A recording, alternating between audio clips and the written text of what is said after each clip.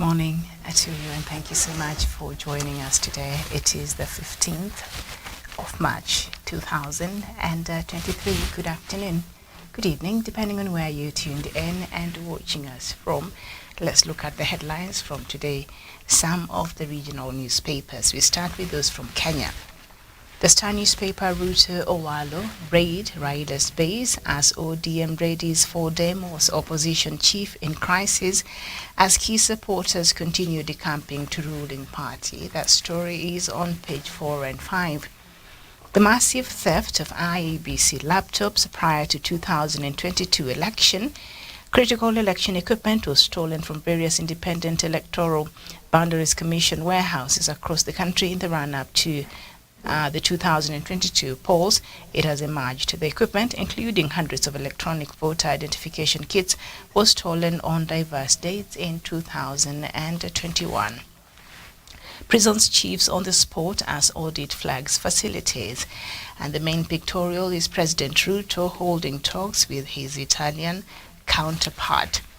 The Standard newspaper did Uhuru team pay 6 billion Kenya shillings for Air Intelcom deal in spite of money having been paid under the emergency cover. Office of the Attorney General says it has not received the shares and does not even know who the money was paid to. The story is on page 6. Fuel deal to save dollars, not reduce prices. And then deaths after heavy rains in Malawi and lobby 6 US-Kenya trade deal. And the defiant Raila declares Monday public holiday. Okay, I think now he's trying it. It has not been gazetted Kenyan, so it is not a holiday, okay? The Daily Nation, puzzle of stolen IEBC polls kits. An IEBC document presented to MPs has revealed how the commission lost election equipment worth billions of shillings containing crucial data, and mostly in areas considered ODM leader Raila Odinga's stronghold between 2013 and 2021. Aurora and Kimorel back, why Ruto is reviving the dams. A series of embarrassing and potentially expensive happenings around the dam projects have now become the stepping stone for President William Ruto to revive the multi-billion shilling projects through negotiations with Italy. That's why the Italian counterpart that meeting. Okay, sorry. Unga prices to go up again over maize shortage. That is the last thing Kenyans want to hear at this point in time. And pupils get security escort as they break for half-term in banditry zone. That is the pictorial there on the Daily Nation.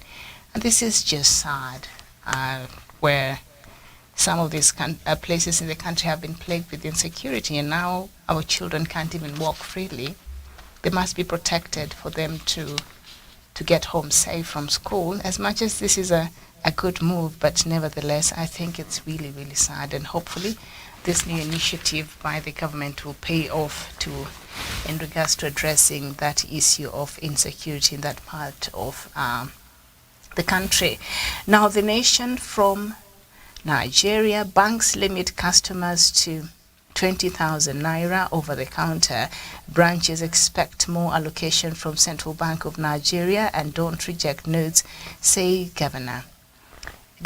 Daily Trust, CBN yet to release old notes to banks and commercial banks. So now CBN took its time, I think employed over 30,000 agents to recover these old notes. And now CBN has to return these old notes to the market, to the circulation in Nigeria. We just do things in reverse. And then now what? Over time, whatever that is brought to the CBN does not get back to the economy. What will happen now? It's ridiculous. But anyway, that's what is happening. So now the money that they were able to recover from Nigerians, now they'll have to give it back and have it get back to circulation. The Punch also from Nigeria, banks ration old notes. NLC insists on 7-day ultimatum. Customers lament as CBN retains withdrawal old notes deposit limits. It's just very chaotic. I don't know how Nigerians are dealing with this. Now I understand their frustration. Okay, so the citizen from Tanzania, UDSM's priority in curriculum review and confusion over NHIF registration of children. And then the New Times this is from Rwanda, what FIFA Congress means for Rwanda. I think I told you that yesterday. Okay, and then the Daily News in Zimbabwe, Monzora takes aim at ZEC report as he petitions Constitutional Court to annul delimitation exercise. The news day as well from Zimbabwe, fresh storm brews over polls, and the Daily Monitor from Uganda, ministers face courts over iron sheet scam. That is a scandal that has refused completely to go away. Let's look at some papers from the UK. The Daily Express, hunt, carrot and stick to get Britain growing. The Guardian, hunt for £1 billion childcare bid to get parents back to work. And the Daily Telegraph, hunt faces revolt over tax rise in budget. And the I News, free children childcare boost in budget with 30 hours a week extra for toddlers. And the Metro, Russian jet downs US drone. Yes, that I've seen in the headlines across the world. So you are now up to date. And let's look at some sporting news. The back page of the Standard newspaper, Liverpool seeks to make unlikely comeback in Madrid tonight. The Reds lost the first leg at home 5-2 and need to win 4-0 at the Bernabeu today. And the European champions won their La Liga match at the weekend while Liverpool lost at Bournemouth. There you go. Okay, let me see what else we have. Let me see what else we have in sports. Frida Lodepa gunning for 7th Lewa Safari title, and Eliud Kipchoge thanked the organizers for helping to conserve the environment. And Safaricom and Huawei Technologies have pumped 10 million Kenya shillings each into this event set for June. So it's going to be a marathon there in support of conservation efforts. All systems go as 2023 World Boxing Tournament begins in India, and Juventus Pogba set for another injury layoff, and Draper beats Murray to reach Indian Wells last 16. And then England relishing free swing at Ireland in finale. So, and then just before we move on to other news, Morocco hopes to become the second African nation to host World Football's premier tournament, announcing its intention on Tuesday to bid for the 2030 World Cup. It will be the 6th time the country has aimed to host the competition. Last month, Argentina, Chile, Paraguay and Uruguay put in a joint bid. They hope to host the tournament 100 years after the first edition was held in Uruguay. Morocco won fans across Africa and the world for its spirited performance in last year's World Cup in Qatar, finishing 4th and becoming the best ever ranking African side. The formal bidding process starts in June and will have to wait at least another 13 months after that to find out if Morocco will get to welcome the world to its shores. The first African World Cup was held in South Africa in 2010, and owing to the corruption and all that we learned goes on in these bids to host the World Cup. During that time, I think Sef Blanta was the FIFA chairperson or something. A lot went down, and even how Qatar was awarded the opportunity to host this event was very controversial. So it is said Qatar must have bribed and did all the dirty deeds for it to have that opportunity. So hopefully this time things will be done differently, and we will not see what we saw happen around the Qatar World Cup. But hey, all right, so a bit of some weather update. And conditions in Abuja today is going to be mostly sunny, with highs of 37 degrees Celsius and lows of 22 degrees Celsius. Kinshasa, partly cloudy, highs of 32 degrees Celsius and lows of 23. And in Luanda, that is in Angola, it's going to be mostly cloudy, with the highs of 30 degrees Celsius and lows of 26 degrees Celsius. Khartoum is going to be 33 degrees Celsius and 17 degrees Celsius, and it's going to be sunny there in Khartoum. And Addis Ababa, mostly cloudy, with highs of 22 22 degrees Celsius and lows of 13 degrees Celsius. And then in Johannesburg, mostly sunny with highs of 26 degrees Celsius and lows of 12 degrees Celsius.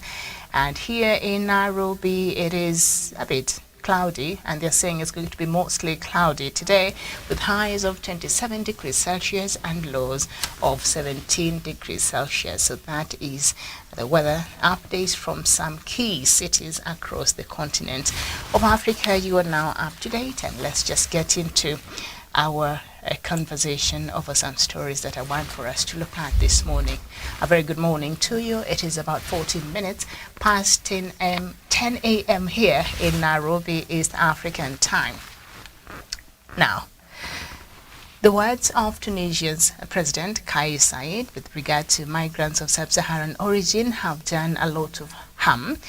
That is according to the Secretary General of La Francophonie, Louise Mushikiwabo, saying she was shocked by the speech of the head of state, and I'll quote what she said: "The Tunisian president's remarks revolted many Africans, including myself, who am from sub-Saharan Africa and who have lived and worked in Tunisia.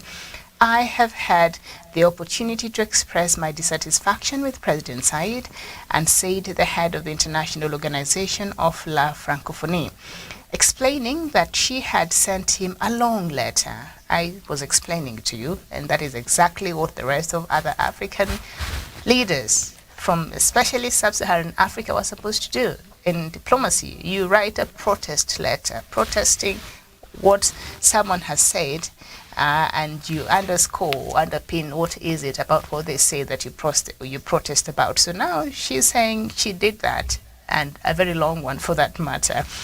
And Ms. Mushikiwabo has had co-chaired Mr. Saied, the last Francophonie summit in November 2022 in Jeddah, a Tunisian island in the east of the country. On February 21st, Mr. Saied claimed that the presence of hordes of illegal immigrants from sub-Saharan Africa was a source of violence and crime, and was part of a criminal enterprise aimed at changing the demographic composition of the country. Following these remarks, many immigrants were the target of attacks, and hundreds of them asked their embassies to be repatriated to their countries. And this lady said, "We are not talking about hordes for humans." She added that the fact that there is a problem of illegal immigration, it is normal for a head of state to speak up about it. But I found his remarks extremely shocking, and I hope that we will try to clean up. But it hurt a lot, she said. Criticized by many NGOs, President Saied said his goal was to enforce Tunisian legality regarding foreigners. In an apparent concern for appeasement, he also declared that Africans present in Tunisia were brothers, and his government announced measures in favor of students in sub-Saharan Africa and sub-Saharan migrants. Okay. So now the fact that he's speaking as if Tunisia is somewhere attached to maybe Europe or Australia, I don't know. So he's saying, Africans are our brothers. Tunisia is in Africa. Check that map again. See where you're placed, somewhere up there in the north. So you can't say that these are our African brothers. You are part of this continent. Can you just reconcile yourselves to that?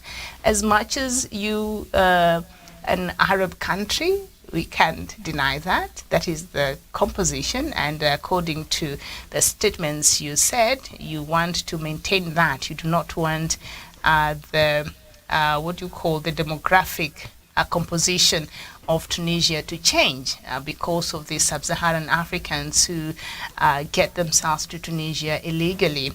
And so you can't sit and say now, Africans are our brothers. You are an African.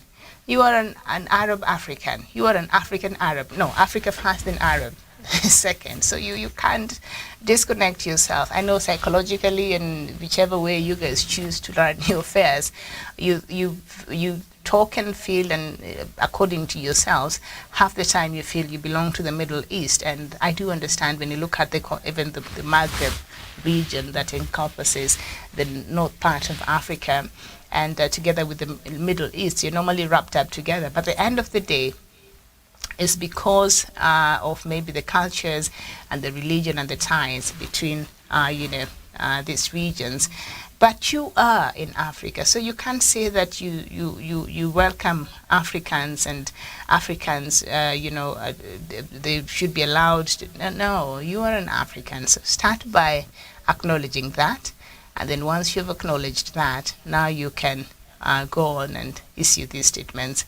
I love that this lady has come out and called out President Saied, and she has expressed her dismay. I guess the African Union, on behalf of all our heads of states, maybe they complained to the African Union, and they offered also a statement immediately after that remark was made, and they rebuked President Kais Saied, and then he keeps saying that he was misquoted. Isn't it amazing?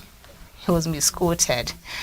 He was not misquoted. I watched that video, and what he was saying, it is exactly what was reported. So I think instead of just making excuses, sometimes you do make mistakes as human beings. Maybe he could just apologize. And I think our leaders don't really understand the magnitude by which the words they say carry and the impact they may have, because immediately after he made these statements, sub-Saharan Africans who others were in Tunisia legally as students and working there legally became a target, and they're being beaten in the streets, they're being attacked, they were being chased out of the homes that they were renting in Tunisia. So it is unfortunate, and this rebuke should not stop here. I still want to see more of the leaders from sub-Saharan Africa come out and speak on this, so that sentiments like this are not this is not something that should be encouraged. But having said that, the issue of immigration is a serious problem. I think yesterday I saw a news item. I didn't get to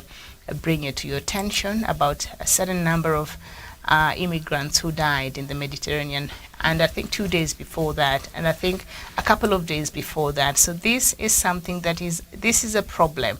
And as much as I don't agree with how President Saied expressed his concern over the increase of migrants in Tunisia, but this is a problem that we can't keep hoping that Europe will solve for us as Africa.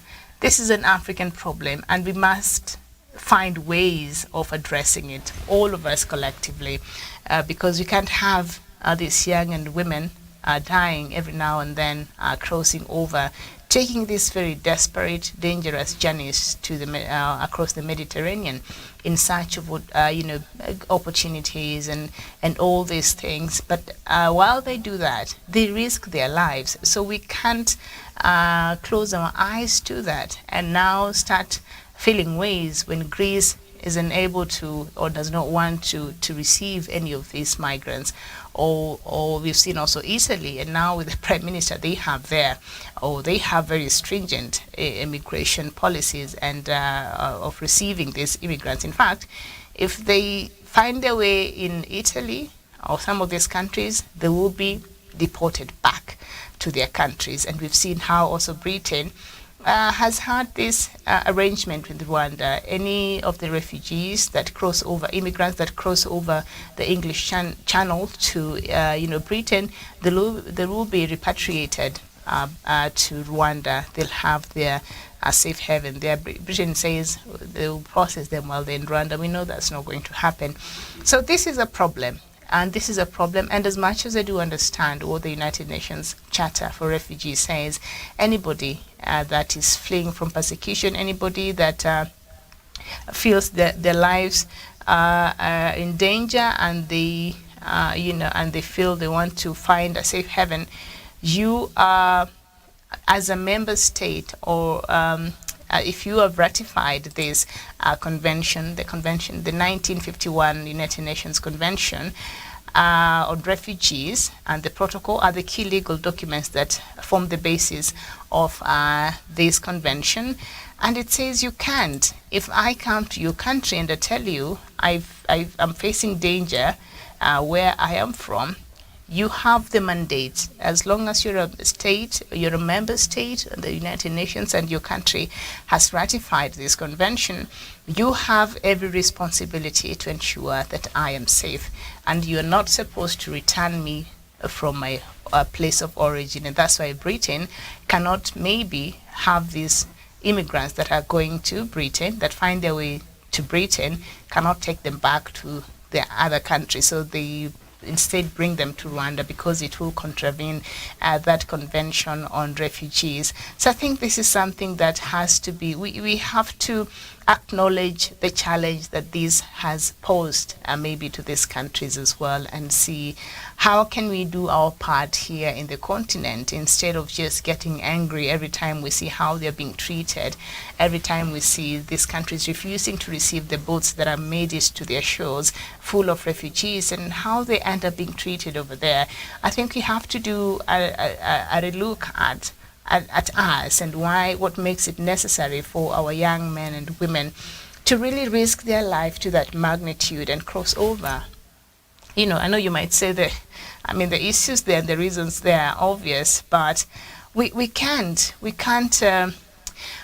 keep thinking this is a problem for Europe to solve. This is our problem. I think we don't even look at it as if it's something that we need to talk about. African Union, I've not seen you raise concerns over this matter, and perhaps get a meeting and address these issues and see how can we cooperate together in this continent and ensure that we work around making sure that we are able to be part of the solution of this great immigration that now the other side is facing from especially sub-Saharan Africa. There are others also from Algeria, and it's not just the sub-Saharan Africa immigrants. We also have others from other parts of Africa and indeed other parts of the world. But how can we be part of the solution, and how can we do our part instead of just sitting and hoping that that is something that Europe will have to solve for us? And Europe has a responsibility of taking care of this issue. We do have a part in this, and perhaps African Union, outside of just castigating what President Saied said, which he did well, and he should be castigated, absolutely. But also, what are some of the solutions that you think? Why are you not convening a meeting where this will be discussed as an urgent matter? We can't normalize people dying in the Mediterranean like that. We can't normalize that. We are so used to these scenes. We are so used to reporting about boats capsizing and all this, and this immigration crisis, that we've normalized this to a point where it really does not matter. It does matter. I think these lives matter. They do matter, and we need to work on a solution. We need to work on a solution in Africa, and this is something that I think is quite urgent and requires the attention of the African Union, and we need to talk about it. It is not a Europe problem. This is our problem, and we have to talk about it. And so we cannot sit in the hopes that the rest of the world can solve these problems for us. But what we can do is that we can join hands with Europe. We can join hands with these other organizations and see the best way to address this matter. And always remember that these are human beings, and for many of them have good reasons of running away from their countries. Those who are running away from Eritrea and parts of Ethiopia, those who are running away from parts of Cameroon and parts of Nigeria, those who are running away, it is from specific countries, and you can see majority of them have a legitimate reason outside of just going to look for greener pastures and better opportunities abroad in the hopes of, if they make it across the Mediterranean. But there are those who are actually running away from serious threats on their lives. So these are issues that I think we should start paying attention to and being part of the solution. And being part of the solution and joining together, because this is something that Africa, again, cannot solve by itself. But we could join hands with Europe, we could join hands with everybody else and see how best can we address this problem, because those scenes we see, even the ones that are playing now on your screen, and how they're being received and the troubles they have to get through to get to these, countries, it's really heartbreaking, and we shouldn't normalize this. This shouldn't be what is happening. We can have policies in place. We can try to address it locally and see what are What can we do differently? And how can we be accommodative of these refugees even within our own states? I think we can come up with a solution and work it out. So it's sad, every time you look at these scenes from these countries and these immigrants, it's really, really disheartening. And I just hope that African Union can make this a priority, and our leaders, the leadership from these countries can sit down and can look at this matter as a matter of urgency. Nevertheless, Saied's words indeed did a lot of harm, but it is a problem that we need to start talking about, the issue of immigrants who find their way in these countries trying to cross over. We need to talk about it and see how are we able to address it effectively. Okay. Now, hundreds of protesters took to the streets in the Sudanese capital, Khartoum, yesterday, aiming to reach the Republican Palace.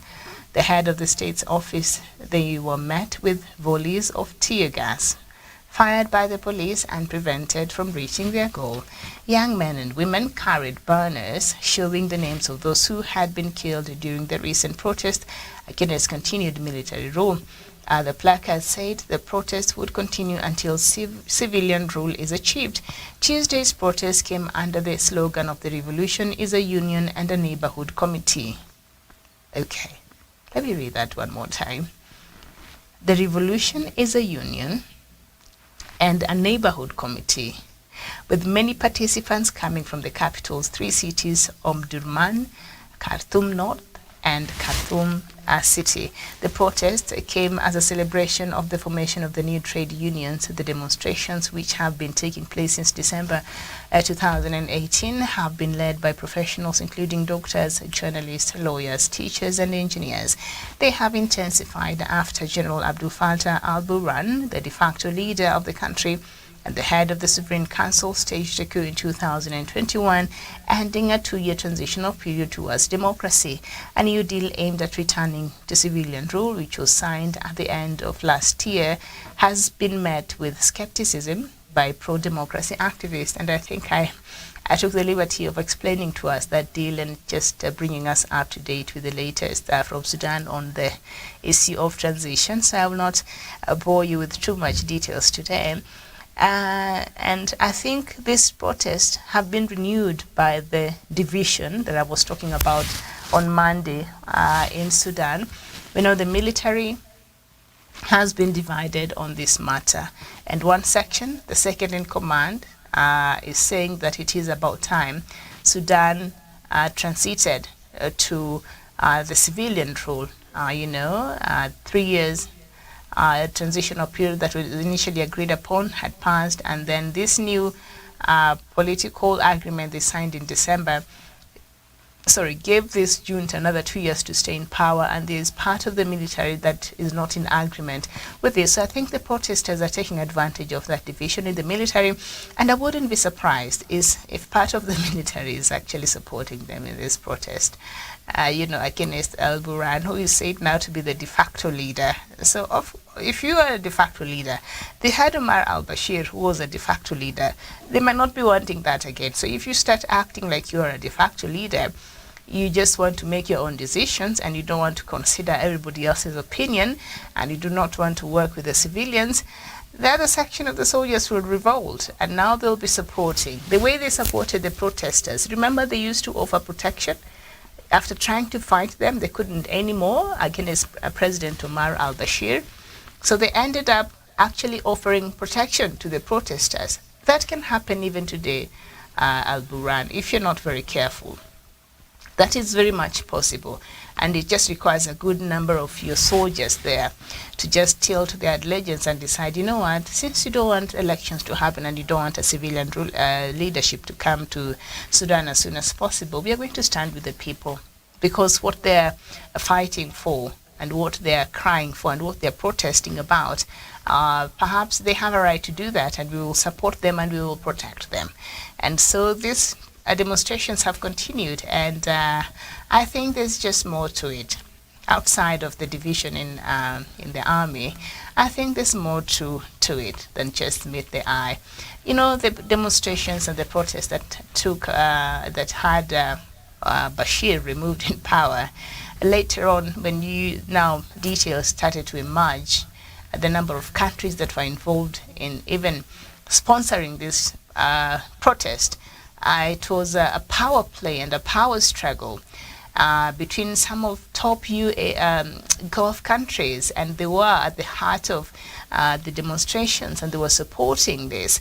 And so I wouldn't be surprised, because Sudan also, because of how it has been and what the potential it has, it attracts a lot of interest there, because it's a very important country. And so I wouldn't be surprised that a part of the army is actually in support of this protest, going by the sentiments of the second in command there, the military junta, Hemedi Dagalo.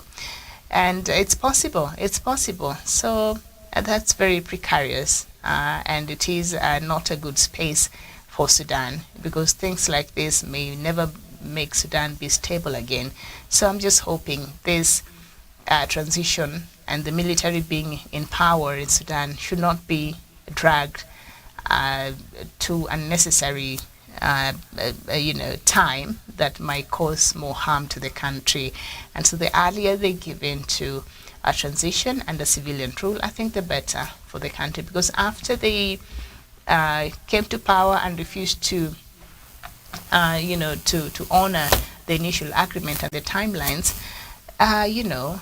there are some sanctions in place against the government of Sudan, against Sudan, because of the military leadership. So now even the people, they are feeling these sanctions are biting, and the economy is not very stable. And they really have proved they can't run the country, because how are you going to run the country like that? You can't. You don't have the capabilities, Al Buran, to run that country. It has been proven over 3 years down the line, you being at the helm of power in Sudan. So let the people who perhaps have the calling, or who can be responsible, or who have the ability to run the country, just open up that space and let transition happen, and let Sudan go back to normal and go back and do other things. For how long will you just get stuck at this transition? Same as South Sudan, you just stuck there. You're not making any progress. You're just stuck at the beginning.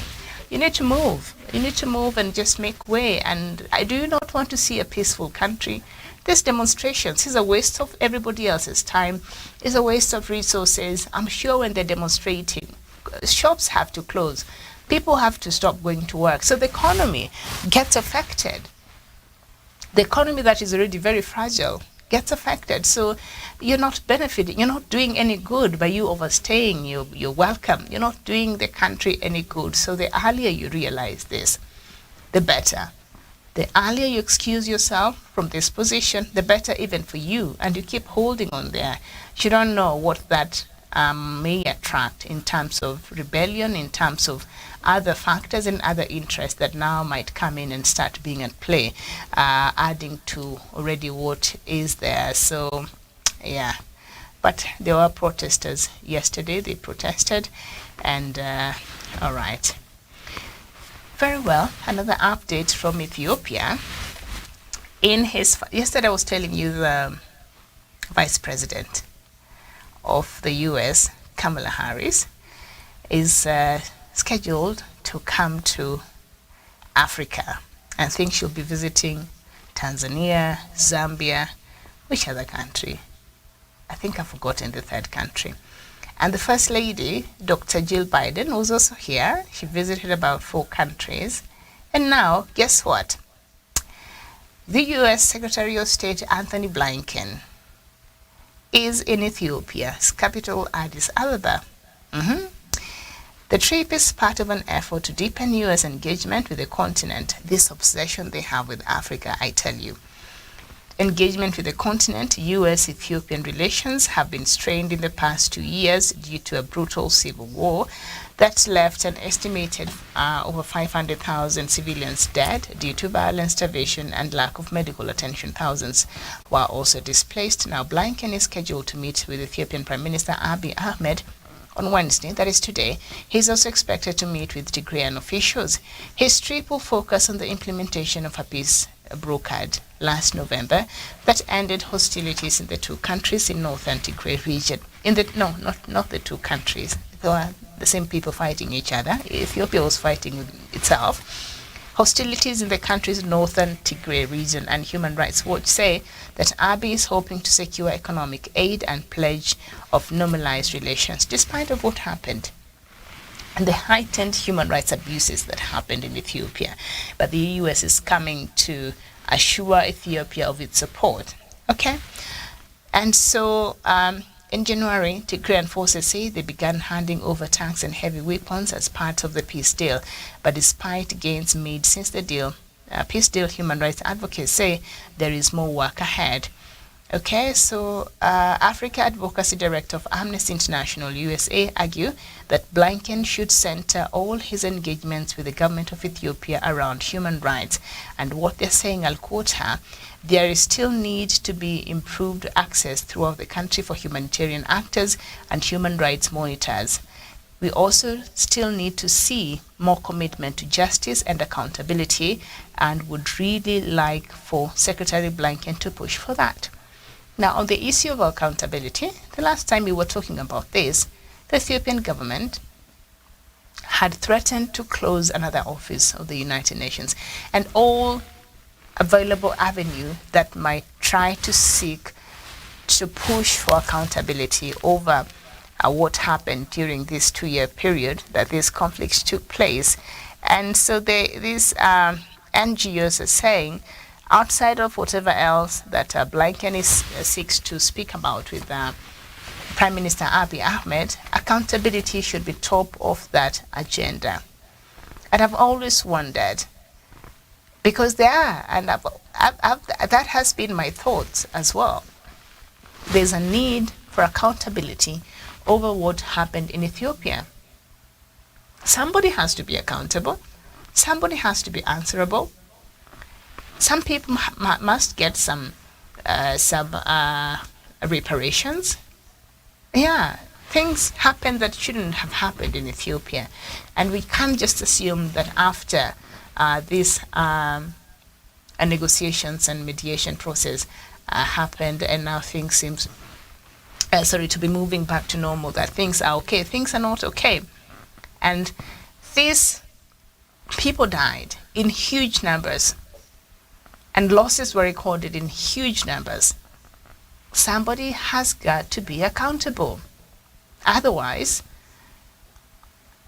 we will be encouraging other people who perhaps have a thinking that this could be a way that they would use to solve conflicts when they happen, when they don't see accountability. Somebody has to be accountable. And so these NGOs are saying, as long as you're coming here to support Ethiopia and ensure Ethiopia of the US's support, well, things happen in this country, and what is required and what should be part of the conversation that Anthony Blinken will be having with Ethiopia's Prime Minister, accountability should be part of that conversation. But I've always wondered, what should that look like for Ethiopia? Because if we are to look at accountability in its true form, then the buck stops with the Prime Minister. He ordered the army to go and fight the TPLF. Also, the TPLF leadership who were commanding the aggression against the government forces and other forces. Okay? And I don't know at this point if Isaiah Zafaki should also be brought in the mix. I think he should be. But the US considers Eritrea a pariah state, so they don't even bother. They're not even recognized, So there should be some level of accountability. And maybe because of the way things are, it might be a bit tricky because of certain issues.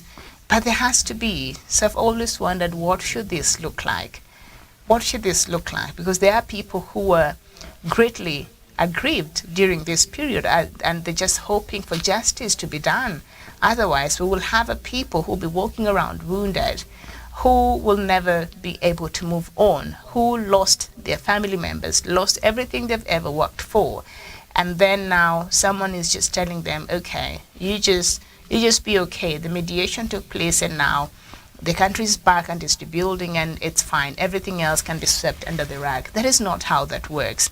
Otherwise, we will be postponing another confrontation and another conflict for the future. These things must be worked out. The way Rwanda worked out its issues properly, we saw that process seemed to be very effective.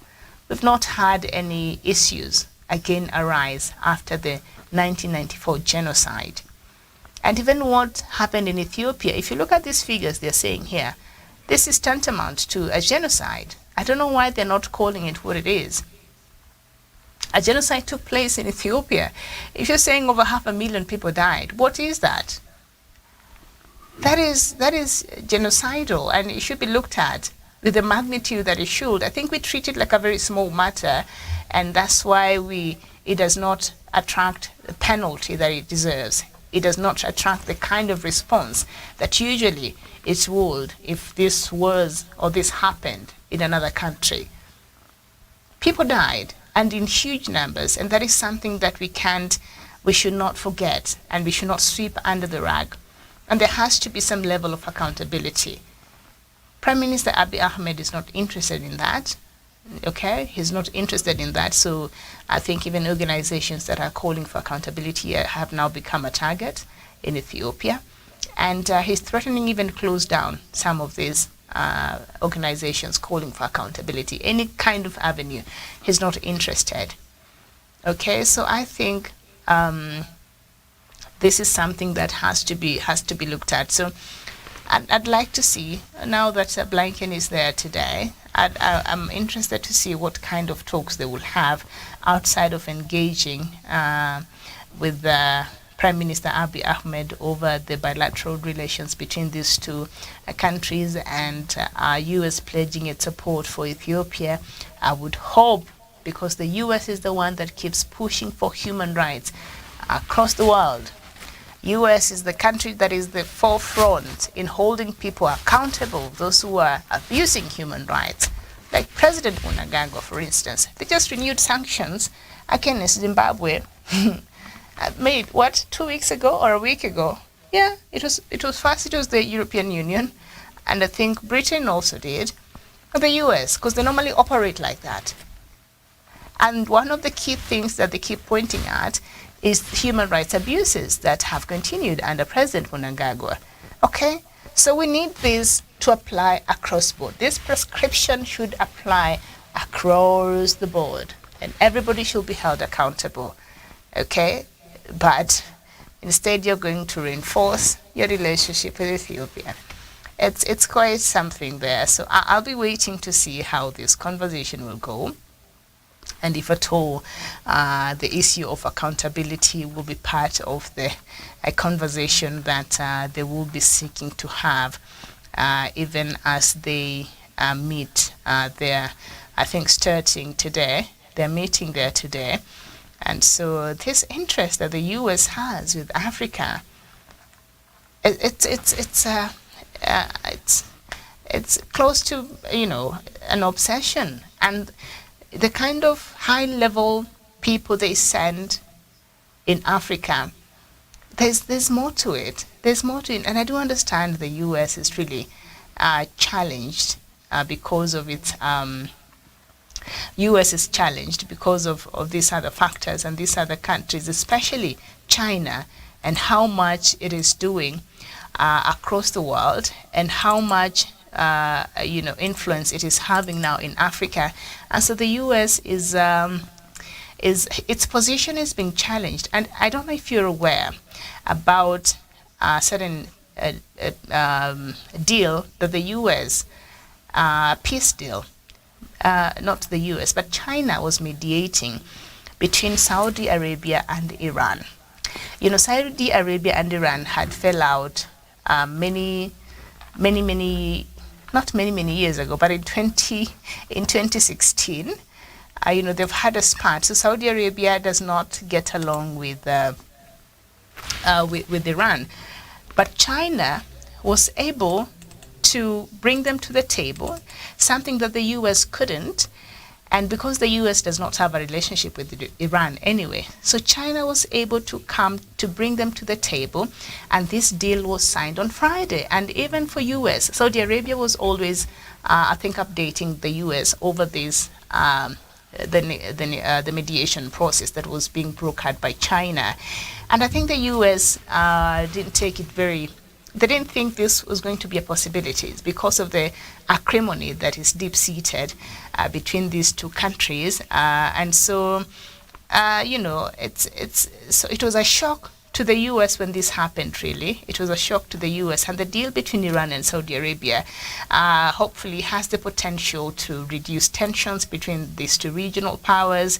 The split between the Shia and the Sunni branches of Islam that dates back to the 17th century, and this current spat that caused Saudi Arabia to sever ties with Iran happened in 2016, and that is because of an attack that Saudi said happened to its office, its embassy in Iran.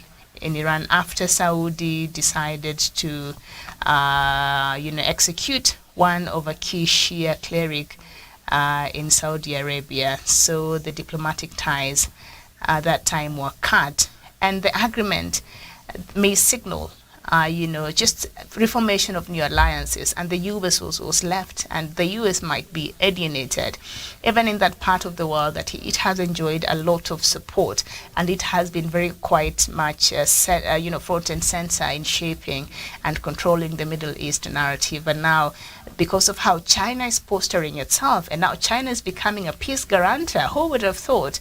So it has really challenged the U.S. position in that part of the world that the U.S. dominated and enjoyed a huge amount of support, and also here in Africa. So the U.S. is very, very worried, and I know it gave them, sleepless nights, because the China, for a very long time, has only played a secondary role, a supportive role in the region, in Asia, in the Middle East, and also across here in Africa, because U.S. had dominated, and now even Saudi Arabia is thinking about joining the Shanghai Cooperation Organization. It is a trade organization by China. And China is emerging as a superpower, and it is upsetting the status quo. So when you see the U.S. scampering around, especially in Africa, it is hoping that it's able to salvage its influence. It is able to salvage its influence, its face. It's able to salvage its power, its position, its dominance. So this is just international politics at play here, and that's why you see they are not just sending just anybody. They're bringing the big boys and big women, if I may use that. But when I say big women, that does not come out very well.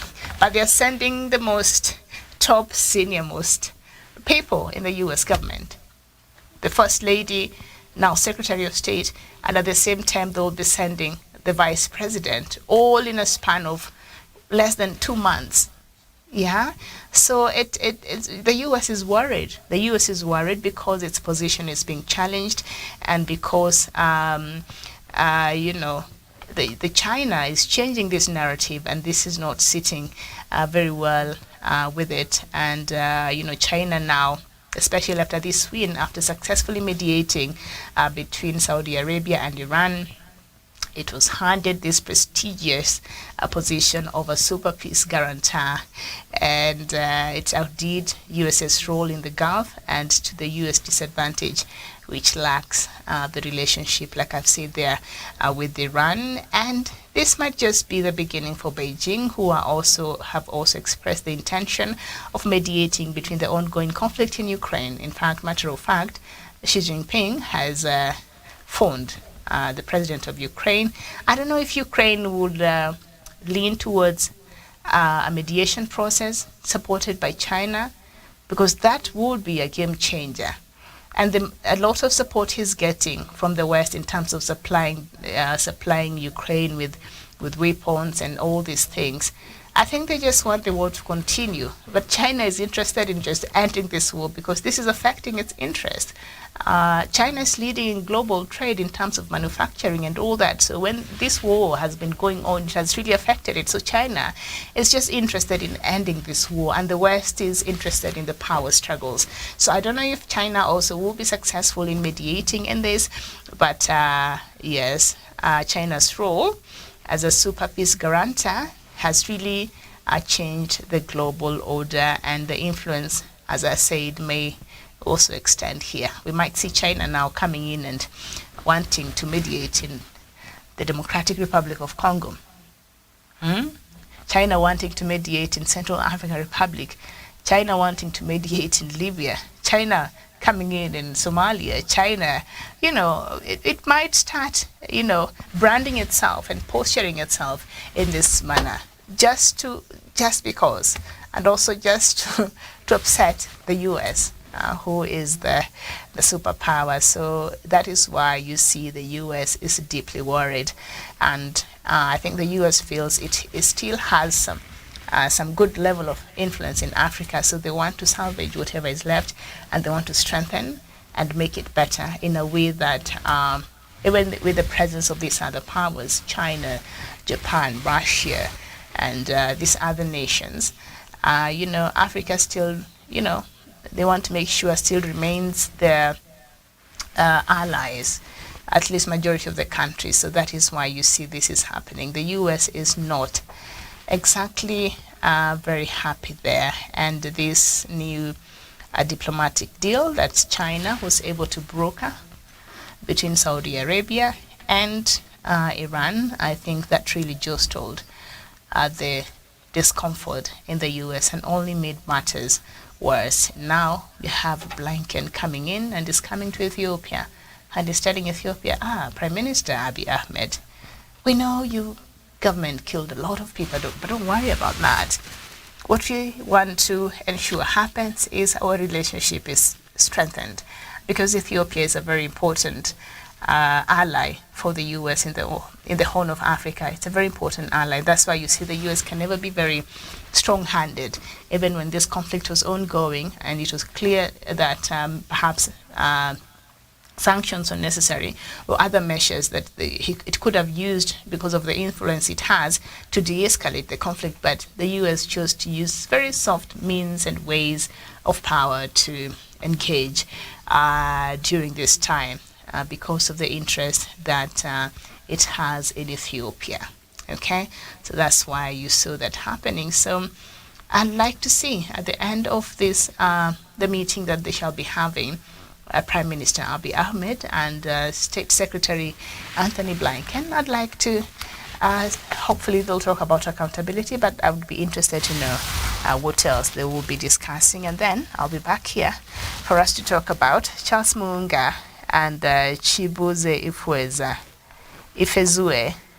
You're saying Nigeria, a British company in Africa, has expired. First of all, I want to know, do you have your new bills?